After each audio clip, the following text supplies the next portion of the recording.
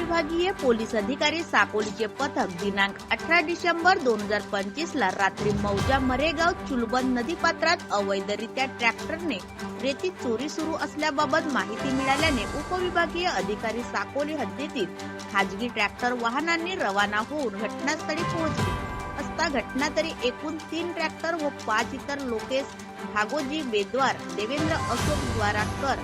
लोकेश रघुनाथ ब्राह्मणकर, चेतन भैयाजी ब्राह्मणकर, हरिश्चंद्र लक्ष्मण शेंडे मिळून आले. पंचसमक्ष घटनास्थळांची पाहणी केली असता मौजा मरेगाव चुलबंद नदीपात्रात मिळून आल्याने 2 निळ्या रंगाचे ट्रॅक्टर व 1 सिल्वर रंगाचा आयशर ट्रॅक्टर तसेच ट्रॅक्टर ट्राली, 2 ब्रास रेती व 2 लोखंडी पावडे, 2 प्लास्टिक टब असा एकूण 18,12,600 रुपयाचा माल ताब्यात घेण्यात आला. येथील चालक मालक आरोपी क्रमांक 1 ते 5 यांना कोणते रीतसर परवानगी न घेता मरेगाव येथील चुलबंद नदी पात्रातील शासकीय रेती चोरी करताना मिळून आल्याने आरोपी विरुद्ध कलम 305 इ 49 3-5 भारतीय न्याय